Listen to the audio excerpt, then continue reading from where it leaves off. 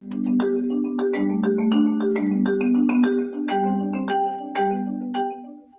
of all, let's go back to your basic premise that there was a pool of molten steel. I know absolutely nobody, no eyewitness who said so, nobody who's produced it. You'd get down below and you'd see molten steel. Molten steel running down the channel rails. Like you're in a foundry. Yeah, like lava. Like it was lava. A volcano. Actually melted beams where it was molten steel that was being dug out. Underground, it was still so hot that molten metal dripped down the sides of a wall. It's this fused element of steel, molten steel and concrete and all of these things all fused by the heat into one single element. And they pulled out the big block of concrete, and there was like a little river of steel flowing.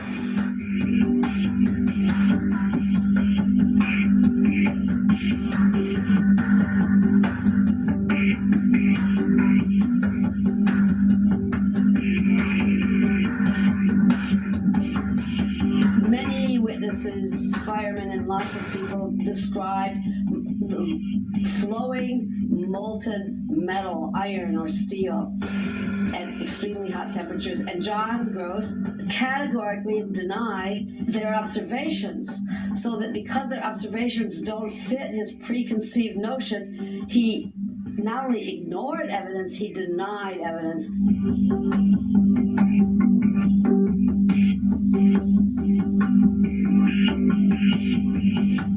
There were reports of molten steel having been seen in the rubble pile of all three buildings, and I knew that jet fuel, which is essentially kerosene, is not capable of melting steel nor iron.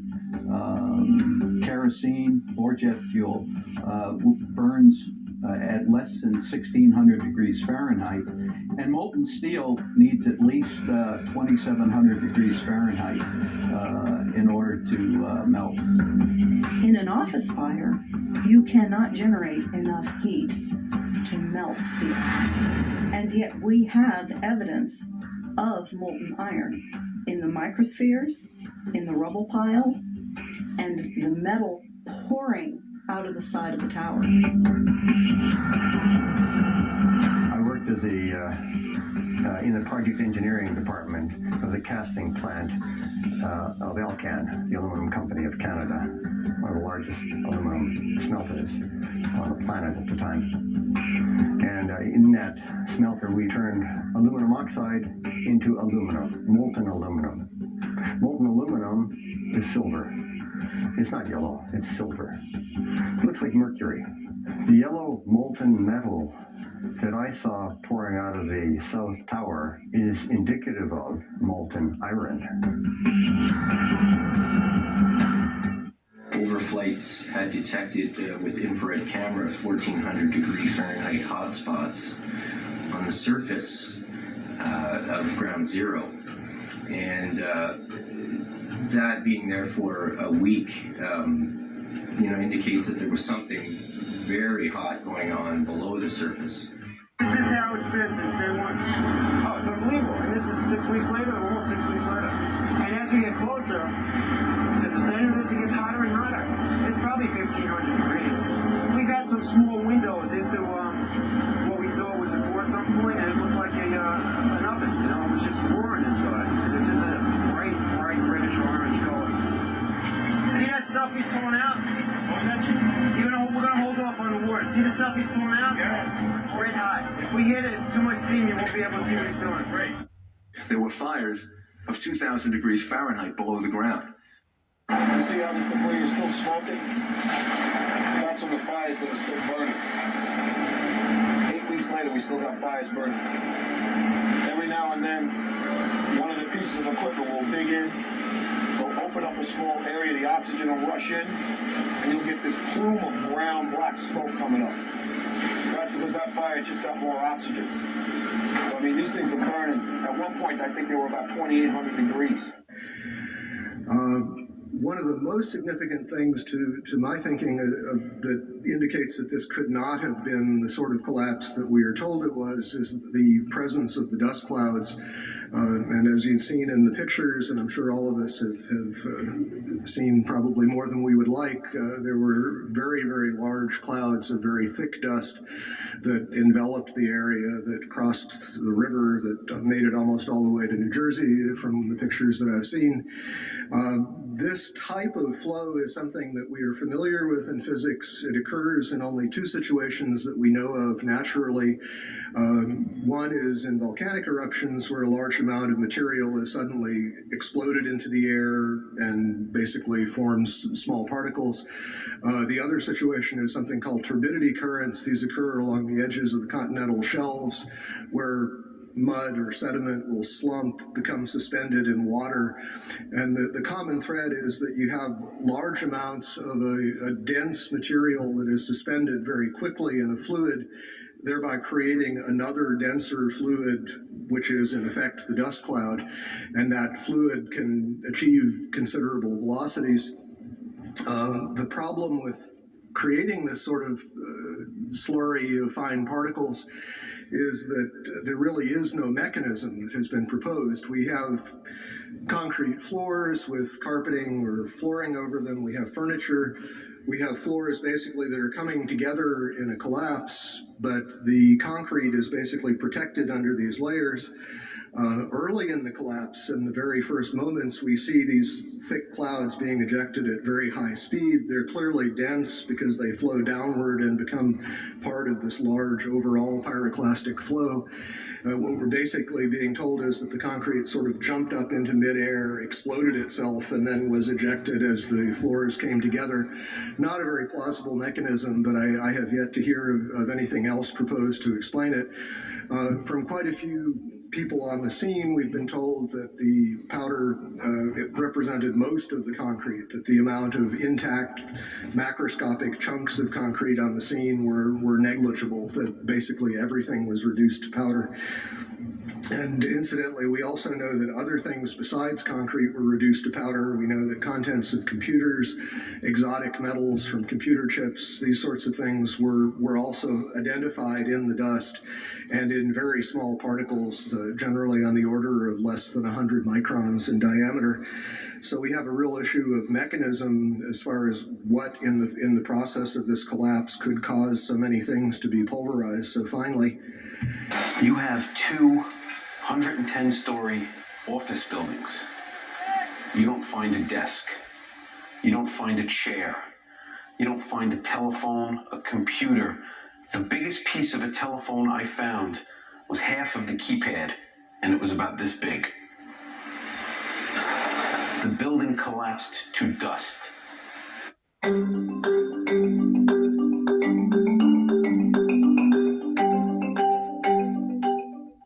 The spread of debris in a large radius around each tower, what we see is an outward explosion of material beyond the perimeters of each footprint.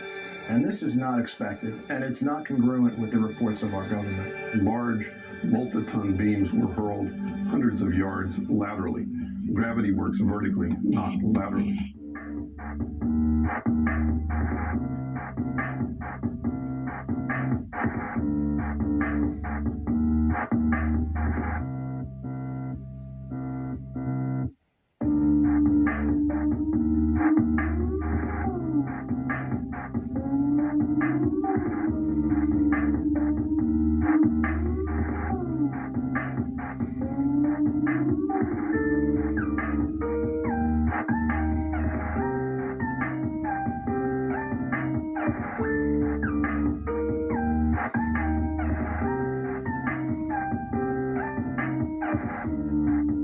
Something's happening to throw these things horizontally at those kinds of speeds. And here it is trailing white smoke the whole time.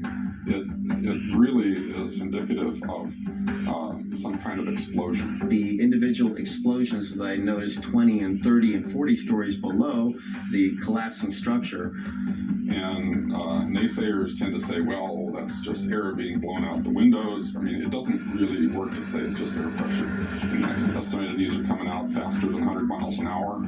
the floors pancaking upon themselves would create gushes of air out the side, but not the kind of explosive force that we saw that would throw I-beams across the street into the windows of other buildings. The ejection of the materials out of the building, the manner in which it fell, the speed at which it fell, it exhibited all the signs of demolitions and the completeness of the destruction down to their individual elements.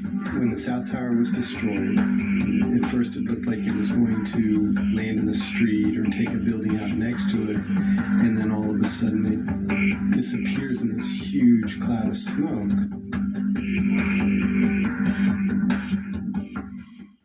When you look at where the towers used to stand, there is surprisingly so little rubble. Where did all the rubble go? It's a very good question, Peter, and I have asked some people who've been doing some of the rescue and recovery work this morning. If you look behind me, you can see the very remains, the skeletal remains of the World Trade Center. And one volunteer, Robert Gerlinsky, explained to me the reason there's so little rubble is that all of it simply fell down into the ground and was pulverized, evaporated.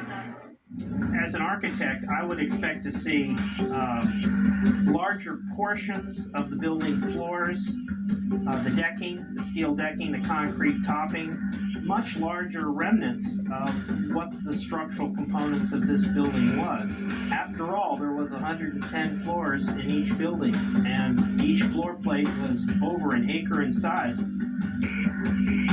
There's no concrete. There's very little concrete. All you see is aluminum and steel. What happened to the concrete? Concrete was pulverized. And I was down here Tuesday, and it was like you were on a foreign planet. All of Lower Manhattan, not just this site, from river to river, there was dust powder 2-3 inches thick. The concrete was just pulverized. Just a couple of other anomalies. As we know, there were reports of explosions. There were reports of underground explosions in both of the towers at the time of the impact from a building engineer by the name of Philip Morelli. There are interviews with him on the web. From the Naudet brothers film 9/11, we see that the lobby of the North Tower was extensively damaged with what looks like high explosive blast damage, and this was immediately after the plane collision. I think a bomb went off the lobby first, then a plane hit the building, then another plane hit the other building. But when I was coming through the doors on the other side of the Trade Center, something, either they blew the lobby up or something, because it blew the glass out of the doors and knocked us all down, and I got smoke and everything on me. I just feel a little shook up because I got blasted, you know. So. The ladies that are with me were in the World Trade Center in the first building and escaped through the lobby, where they report that they believe there was a bomb in the lobby. We ran down the steps to the lobby. There was no lobby. Everything was torn up. And even the turnstile was burnt and it was sticking up, and they just told us to run. As we were coming out, we passed the lobby. There was no lobby. So I believe the bomb hit the lobby first, and a couple of seconds in the first plane hit. No, the first explosion, and there was a second explosion in the same building. There were 2 explosions. Okay. Federal agencies that were down there do believe that there was some sort of explosive device somewhere else besides the planes hitting. There was another explosion that took place in one of the towers here. So obviously, according to his theory, he thinks that there were actually devices that were planted in the building. That the FBI most likely thinks that there was a car or truck packed with explosives underneath the buildings, which also exploded at the same time and brought both of them down. Now, that's the first time we're hearing that. So 2 planes and explosives that were in the building. Is that correct? That is the working theory at this point. They were having coffee in the World Trade Center when the first plane struck. And all of a sudden, it sounded like, I don't know where the subway is, but it sounded like a subway collision, a bomb. And it was just pounding, boom, boom, boom. And I literally thought the subway had exploded and all the cars were pissing land on top of us. It's just so loud. As we were getting our gear on and making our way to the stairway, there was a heavy-duty explosion inside the lobby. We stuck on the stairs for a while. We finally got down to the lobby. Then we get to the lobby, there's this big explosion. There were numerous secondary explosions taking place in that building. There were continuous explosions. There was a secondary explosion, probably a device either planted before or on the aircraft that did not explode an hour later. People don't put understanding what was going on. Then somebody said that they saw an airliner go into one of those towers. Then, I don't know, an hour later than that, we had that big explosion from much, much lower. I don't know what on earth caused that. And there were secondary explosions and then the subsequent collapses. It sounded like gunfire. You know, bang, bang, bang, bang, bang. And then all of a sudden, 3 big explosions. About 50 consecutive bangs, and it fell down like a waterfall. And we heard the noise associated with an implosion. And you heard the boom, boom, boom, boom, boom, boom. Floor by floor instead of popping out. It was like, if they had detonated. Detonated. Plans to take down a building. Boom, boom, boom, boom, boom, boom. And it just started going pop. It just started going boom, boom, boom, boom, boom. And he goes, how fast? I go like firecrackers. They're reporting exactly what I would expect. You're hearing boom, boom, boom, boom, boom, waves of explosions going off, not one massive big boom. There's so many videos of witnesses from that day that report explosions. There's radio transmissions from the FDNY. We have the transcripts that were recorded, back in 2001 of all these firefighters and first responders reporting explosions. This testimony should have caused the presumption that there was a good chance explosive residue would be found and justify testing for it, rather than the opposite. It doesn't look like a collapse. It's like a huge mushrooming, billowing kind of an event. That whole thing looks nothing like a building falling down. It's a building being blown up. That's what the physics shows. Yet they refuse to consider the possibility that explosives or some other form of demolition device could have been used to cause the collapses of the towers. And the fact that controlled demolition is consistent with all the available technical evidence. And the response to that request for correction is this simply saying they're unable to provide a full explanation for the total collapse, even though that was their task given to them by Congress.